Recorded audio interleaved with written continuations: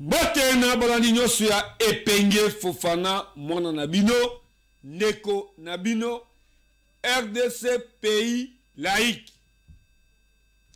RDC pays laïque, pourquoi? Pays oyoba religion eza ebele. Mais ako kamwa na mboka na biso bato basambelaka mingi, ba église tondaka, mais bato baza mutema mabe. Soki moninga azui sepela penga ina lobaka boyi bato tu basalama bazala baboste, bato tu basalama bazala ba millionnaire te. Mais soki ozui zongisa pe assassin, yeba valeur ya chauffeur, yeba valeur ya maçon, potonga ndako baloba villa na yo, esengeli architecte aya, esengeli maçon, esengeli mobeti brique. Ah oui. Mais l'olanga toton sera l'église, ndepe mitema na biso eza mindo.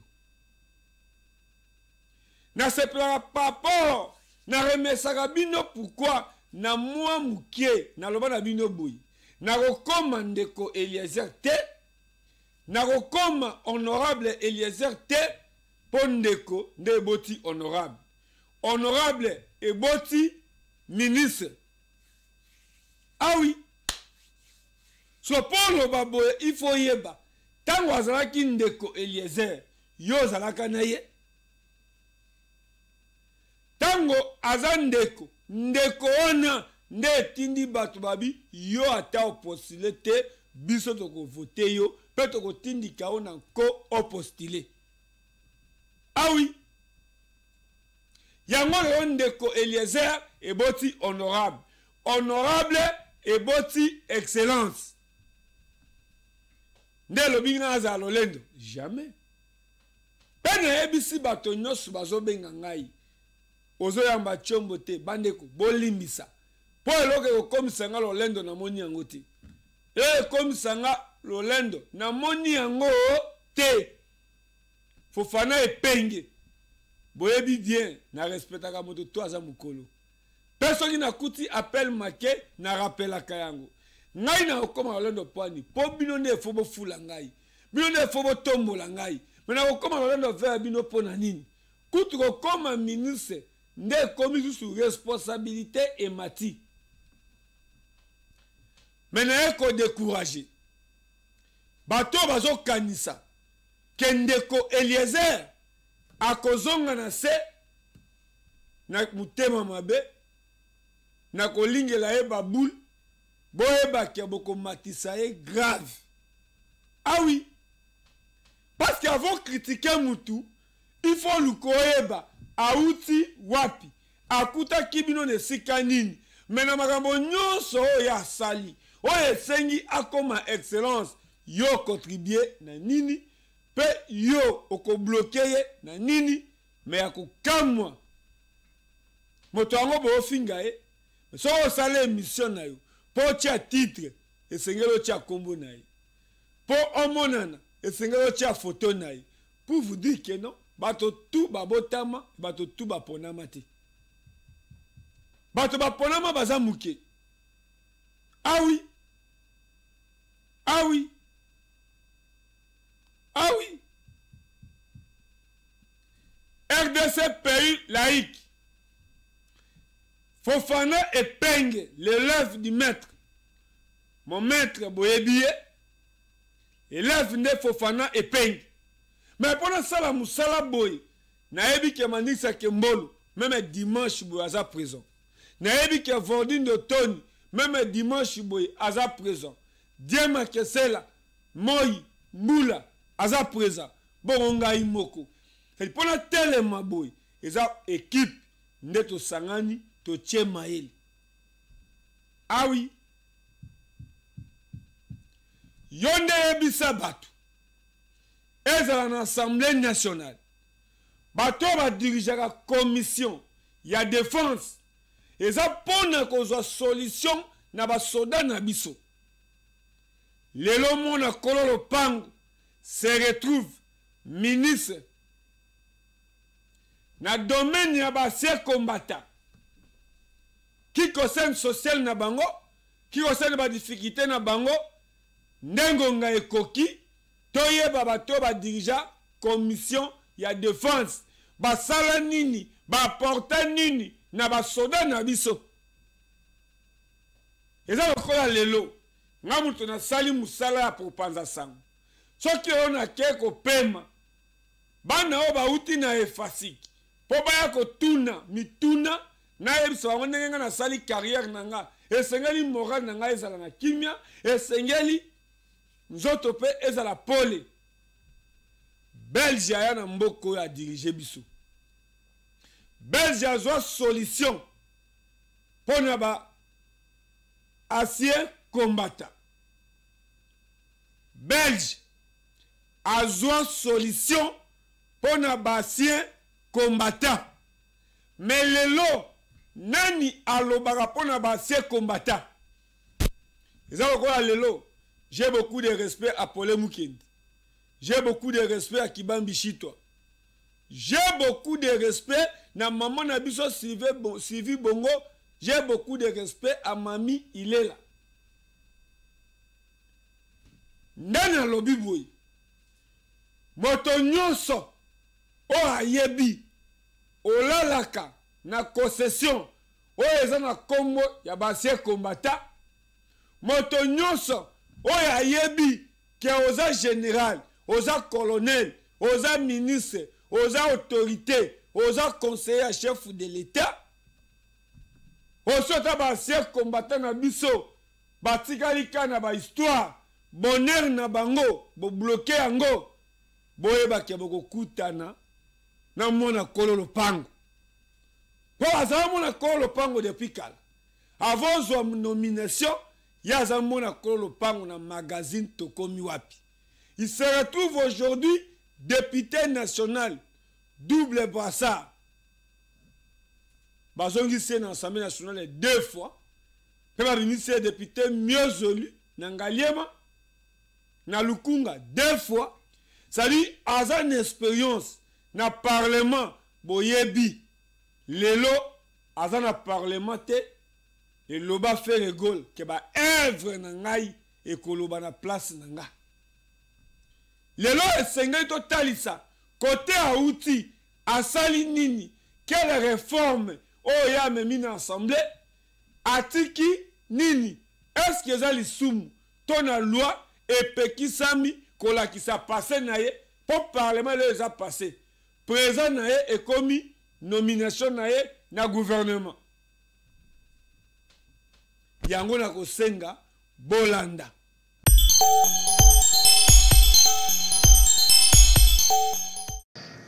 Merci honorable président, honorable membre du bureau, estimés collègues. Parce que tant autres y a une motion et que sungayo honorable président pour que vous se déplacez. Mais tu peux si parole le collègue. Yango nazolo ba Sakula toka. Awa libanda honorable président soki obimi nzela ya kokende esate. Mbula oyo muke ebeti na Kinshasa honorable président soki otali awa roboti na loketu ya robot moyen ya koleka ezate. Honorable président soki omeki kokita na wileri pour que okende na ville kobanda avant comme food market ti okiti kuna moyen ya koleka ezate maiti na loketu mitu kezo lekate. Soki olongwe wana honorable président okei na 24 net yozo s'engager toujours vers la ville moyen ezate honorable président. Na boulevard du 30 juin devant chancellerie des ordres nationaux mai etondi na ndenga kosakanate parce que tomoni ya liboso batu balamuki babandi ko buka ozala na mikanda te bazo buka. Mais la solution ezate honorable président. Conséquence même Gombe ezalaki ko inondé te pour le moment ezali ko inondé honorable président. Parce que la manière dont balabala ezali ko inondé ezo prouver batu bayebi kaka ko buka mais bayebi ko tirer ba caniveau te. Même quand on tire les caniveaux, bako tirer ba caniveau batiki busoto wana et kondisi lisusu nzela honorable président. Na suka nango ezongi na kati wana. On dépense doublement les moyens de l'État. Les autres à la côté, il y a Pullman. Batongi ndaku presque na makadami. Afrika sabubu wana tile lo mutu kele kakali susute. Mais on se pose des questions sur les embouteillages que nous connaissons. La conséquence, il y a une ville abandonnée, une ville auto-évitée, batubazo salanini, et que biso ba élu. On se demande ce que nous pouvons faire exactement par rapport à nos compétences dans le gouvernement provincial. Tozali ko subir yango biso nyonso. Sonyezo sala, c'est quand on filme ici, on prend le palais du peuple, o biso tozo sangana ka mikolo nyonso. Soki obimia okomona ba bitu ka misusu kufi wana. Nzela moko tolekela kaka yango. Nous en souffrons souvent et nous demandons votre intervention, honorable président, si une solution peut être trouvée pour la ville-province de Kinshasa. J'ai dit honorable président.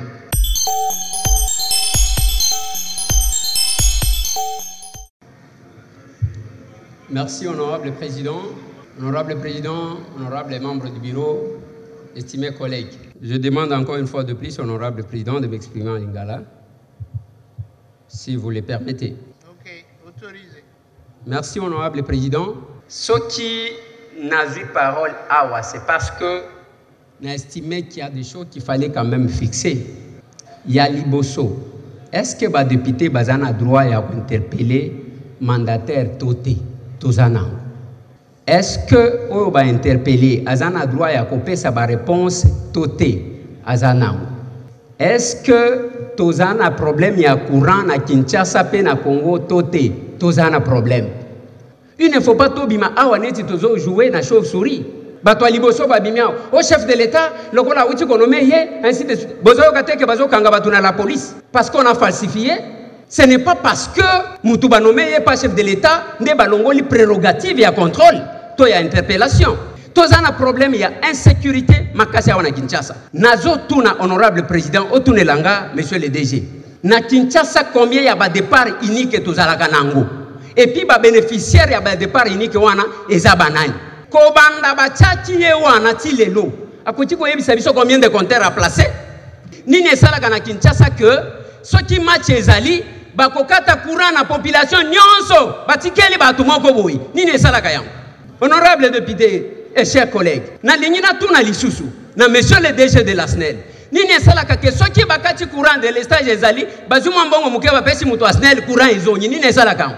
Honorable député et chers collègues, na ligne na tuna encore na DG Bajan Yasnel basala kamusala nini parce que la plupart des quartiers tozakana ba petit moko boye baya ko dépanner azobenda vie au pesi to kobé de la yo ligne boye e uti boye ye boye Bajan Yasnel ezalaka basala kamusala nini na ba partenaire Yasnel ba congolais depuis que ye azawana asa futi ba tu boni tantôt totika ye alikamunini atokoboma mutute tokolongola pe mutute. La conclusion viendra de notre collègue Boukassa. Je vais vous démontrer quelques éléments.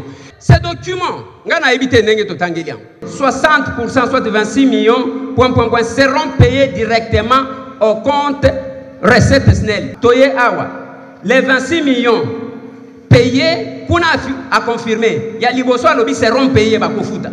Nasewana a confirmé que Basi va payer ça qui va. Si vous avez dit Bakofuta, to Basi va futaki.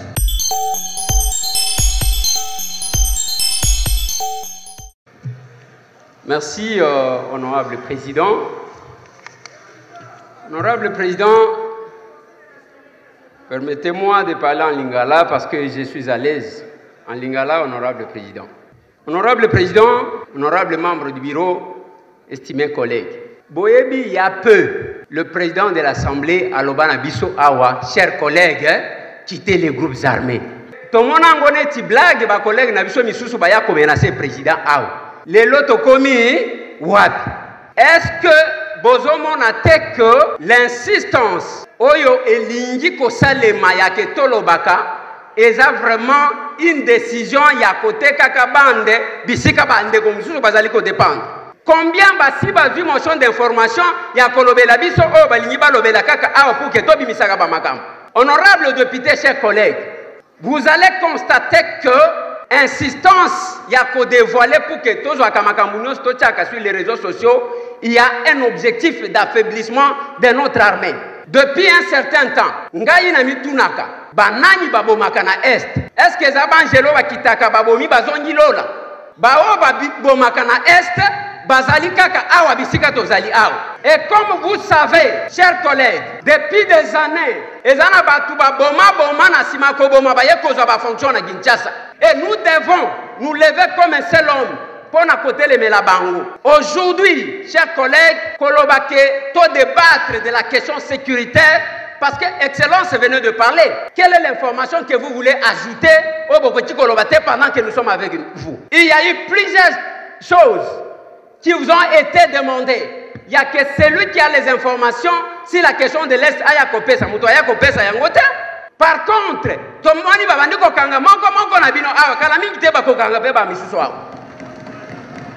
honorable député, chers collègues, ça m'étonne quand ici, bon, quelqu'un a dit qu'il y avait l'opposition. Non, il n'y a pas d'opposition, il n'y a plus d'opposition dans cette salle.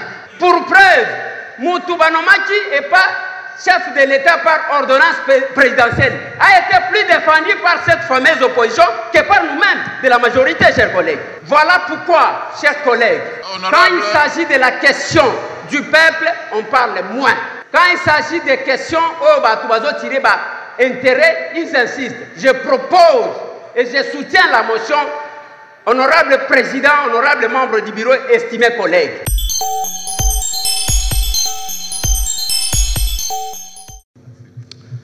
Honorable président, honorable membre du bureau, estimés collègues. Je vais aborder la question numéro 6, le point 6, en rapport avec les contrôles parlementaires. Honorable président, nous a quand même un tout petit peu inquiet, dans le sens où Tolobaka Nyonso, mais des fois Tobosanaka, ce qui est plus prioritaire. Nakatia contrôle parlementaire, Uchi Kolobango, honorable président, ba collègue ba Uchi Koloba Awa, Seni ont posé problème, enrôlement, ba tout enrôlé, ba touté, mais honorable président, Tozana ba compatriote, ba moni a ta possibilité à comment la machine ou anate pour se faire enrôler. Honorable président, Nazo proposé que la priorité de cette session, que ça ne soit pas Kobenga Seni Aya Awa, honorable président, que ça soit une plénière qui sera consacrée à l'évaluation des accords que nous avons signés avec d'autres pays, tant sur le plan économique que sécuritaire, honorable président. C'est notre pays qui est en danger. Les élections, nous allons les organiser parce que le pays existe. Sans l'existence du pays, les élections n'auront pas de sens. Totika Kozalaka ba égoïste à réduire le Congo à Kinshasa. Je suis élu de Kinshasa, honorable président. Mais Nganazo la parce que les accords qu'on a signés sur le plan militaire, Toyebite, Lelo Nambo Kanabiso, Toyebite Nanyazana Kati, Nanyazo Kota, Nanyazo Bima. Fonctionnement Moko Ezali pour affaiblir, même d'effort notre armée est en train de fournir, honorable président. Ce qui est en priorité, c'est l'aspect sécuritaire. Tokozwa Kanin, même Awa, na ouverture ya session, au PCBiso ba précision, même na Kinshasa Awa na Maluku, Batu Bazakuna. À ce stade où nous sommes, c'est cette population-là, Bango Bazaba Touté, Otokenda élection, Yumbi Ezalakate, Beni Ezalakate, Boutembo Ezalakate. C'est comme si on ignore totalement l'histoire de notre pays et ce qui s'est passé. Ici, il s'agit d'une guerre d'agression, honorable président. La situation sécuritaire, c'est la priorité des priorités. Si vous donnez trop d'importance aux élections, moi je donne trop d'importance à la situation de notre pays et de notre patrie. Je l'ai dit, honorable président. Pepe Mboso Bakeno na tindi bato na couloir te pour enveloppe et tambola. Mais le bato Bakeno, oui. Passage dans une assemblée, ministre de l'économie à Kouya. Passage dans une assemblée. Est-ce que Eliezer Tamboué, qui se trouve aujourd'hui excellence comme député sortant, est-ce que Aloba,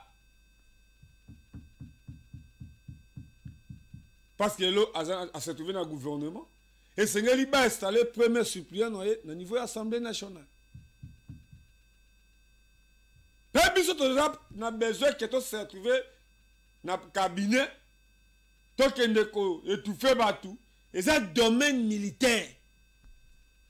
Pour être là, il faut apprendre. Mais merci, tu l'as dans le magazine, tu as mis dans la télévision, tu as fait balanda gambiso. Qu'est-ce qui m'a dit au leki et sika, il faut faire et peigne. Ah oui. Le bien Zaina Béatrice, il y a un papa ou a kabelinga 10 $ pour me dire que moi, na landa kayo, na zalaka na Allemagne, pe maman, moi sinanga, alinga kayo, pe apesi mwana ndoi, Fofana et Penge, l'élève du maître. Tout ça la bolamu. Pour bolamu et pour la gâter. C'est là que je vous dis, évangéliste c'est Claude Kabundu Alessa. Les jours où il y a une nomination, ordonnance c'est Tangi Kombo Yandeko Eliezer. Vous avez dit qu'il y a excellence, c'était pour nous. Excellence et Longwaka. Mais Ndeko Manix, Ndeko Vordi, Ndeko Diema Kesela, Ndeko Trésor Zolozolo, Ndeko Amos Lubak, Ndeko Epenge, Ndeko Fofana et Longwaka te. Pour drapeau et autres sabiso. Évangéliste Claude Kabundu Ayebaki Nako Loban église to sambela peto remercier Nzambe. Kotie maboko likolo. Tozo bondela pona ndeko na biso ndeko Eliezer. Nous allons prier pour notre bien-aimé Eliezer. Nzambe asungi akomi pe ministre. Dieu l'a assisté, il a été nommé ministre. Pour bondela pona ye. On va prier pour lui. Que Dieu l'assiste. Que Dieu les protège contre les ennemis. Les ennemis qui ne veulent pas les gens du bien. Nous allons lever les mains. On va prier pour lui. Au nom de Jésus. Prier au nom de Jésus. Nous Nous prions pour les frères, les bien-aimés. Et toi aussi tu es en train de prier. Tendre Père, nous te rendons une action de grâce. Seigneur, nous accordé à notre frère Eliezer sagesse. C'est toi qui l'as élevé parce que l'élévation ne vient ni de l'Orient ni de l'Occident. Mais l'élévation vient de toi. Au nom de Jésus. Béni, Seigneur, et qu'il a élevé à ses postes de ministre. Seigneur, tu sais les protéger, tu sais les garder. Accorde-lui la sagesse et la maîtrise. Seigneur, assiste-nous cette lourde tâche qu'il attend à accomplir vis-à-vis de cette nation.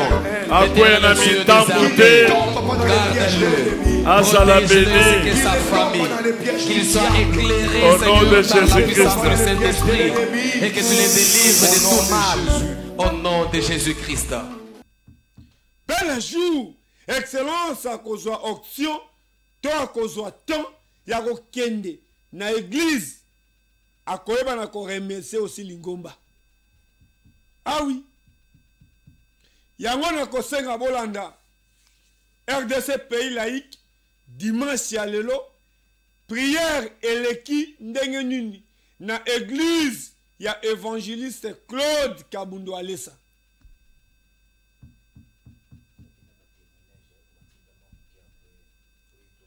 Pebo tala rolenge na église na ye lokola za papa o asalak o nzambe na ye asalak ndebo ko anda témoignage.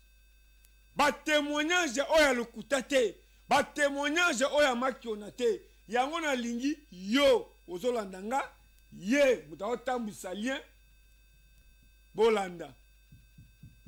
Pe bomi pe sa réponse.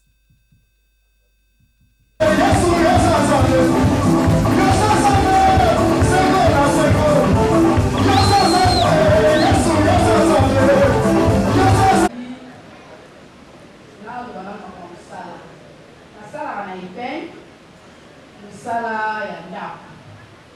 C'est pas madame moko boye blanche na veni Yumbu. Sala ndako kolamba.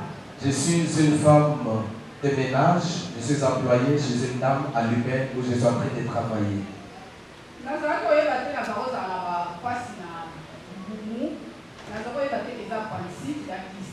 J'avais des douleurs au bas-ventre, mais je ne savais pas que c'est les pistes ou alors le appendicite.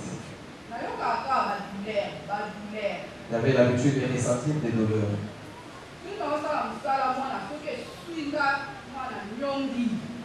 Lorsque je travaillais, je pouvais me tordre des douleurs à tout moment.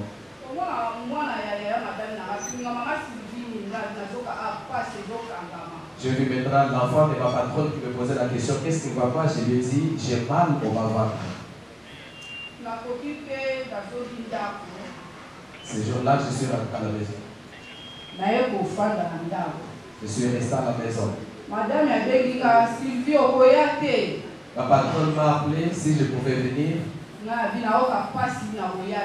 Je lui ai dit, madame, j'ai de douleur, je ne peux pas venir. Elle m'a posé la question, est-ce que je peux trouver ta remplaçante? Je lui ai dit, oui, tu peux trouver ma remplaçante parce que moi, je ne peux pas. Ça va, le 25 août, on va merci. C'est comme ça qu'elle m'a invité le 25 août pour prendre mon décompte final.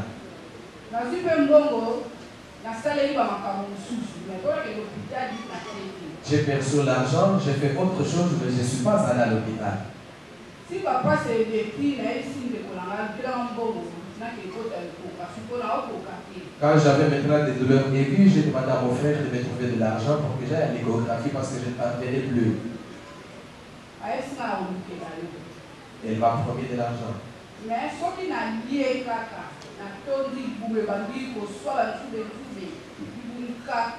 Il se faisait que lorsque je mange, après m'être rassasié, je pouvais avoir des douleurs et je pouvais avoir des douleurs atroces au ventre. On m'a donné l'argent, je suis allé faire l'échographie.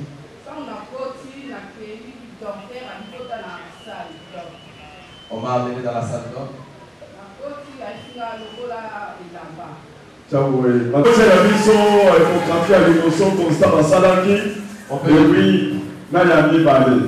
On peut nous projeter les images, les deux résultats. Le premier résultat,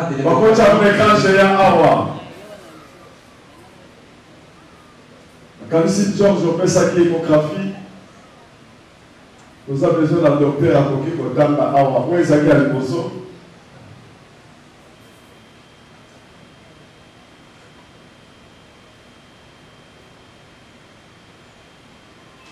Voilà.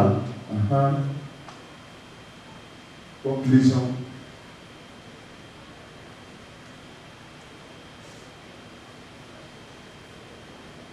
Est-ce que vous connaissez un mot? Docteur, avant ça, on t'a allé pour ta guérison. Docteur, comment ça va? Quand vous avez un mot? Le docteur, vous avez souri pour moi. Je suis allé à Kamati Popo, à Tiema Inakati, à Meli, de Madame Sili, na Bakisi, na Meli.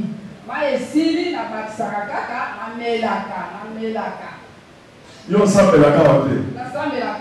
On en a la télévision. La télévision, mingi na lobaka na papa, on laisse la sepelaka ne mingi na komona ye wapi.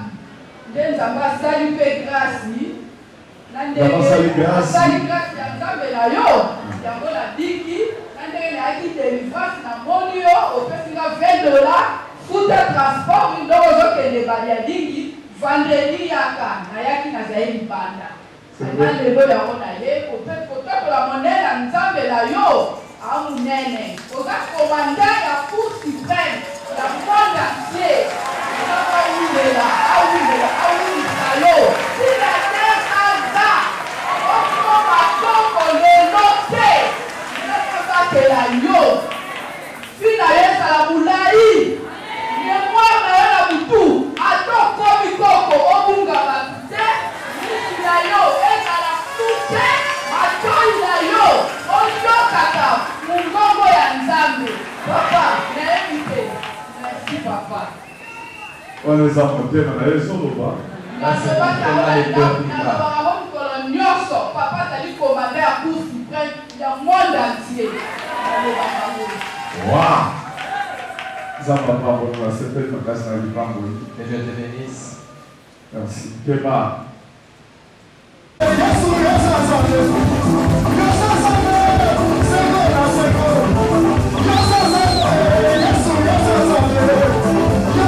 Bon évangéliste Claude Kabundu Alessa ebele bayebaka secret na ye na louange te parce que azalaki évangéliste Claude Kabundu Alessa azalaki lokola David abandaki koyembela nzambe na mbonda na ye pe histoire na ye eza vrai pe ye moko a eu aussi courage de expliquer bato que koyeba nzambe epekisi nga okende na bar koyeba nzambe epekisi nga okende bisika mboye pe atalisi tango équipe ebetaka abi otali na Lubumbashi équipe ya bale tango babetaka bale bayembaka nzembo moko boye bato nyonso babinaka mais pourquoi pas ngai nayembela nzambe pe aza mosali na nzambe oyo ozomona bana na ye babotama na Amérique babotama na Kasai babotama na Équateur mais bana bazoservir nzambe ya papa na bango ye moko aza vivant mokomona na chair lolenge ye moko abinaka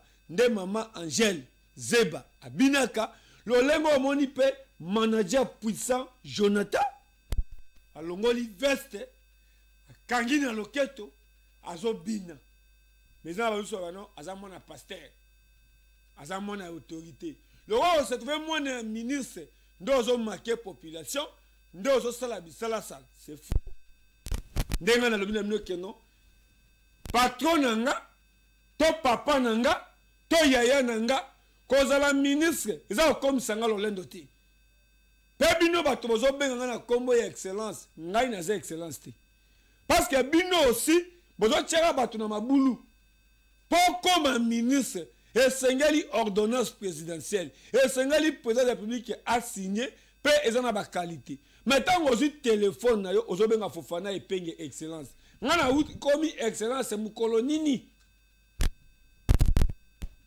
ouais tango apelo se ngana excellence te ngana Fofana epenge molobeli ya peuple l'élève du maître pour maître azal nde élève azal. Ah oui. Père évangéliste Claude Kabounoulé ça a présenté Moko grand notable Kasai. Notable ya munene ya Kasai. Lolenge ba américain, baza ba millionnaire na bango. Lolenge ba Nigeria, baza ba millionnaire na bango. Mengai nazana esengo. Yako tia vidéo oyo.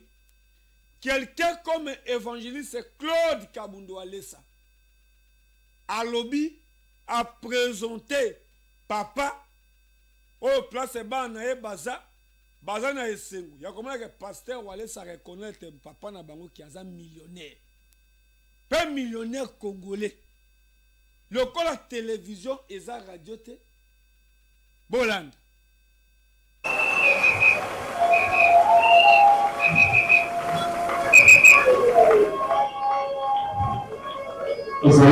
Merci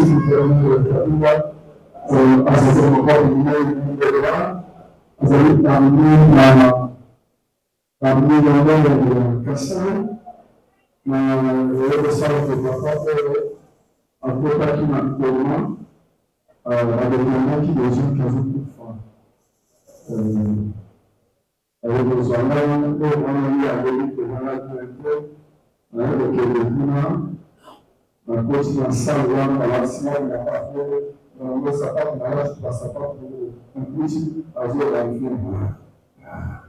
Alors, les azur pour femmes. Le savon de la pas nos autres mouvements, sans que ça ici, avec un assassin, il est un assassin. La révolution de la justice dans l'hôpital, la 5 ans en côté, la 6 lieux en place à l'auto. Merci ma sens. Merci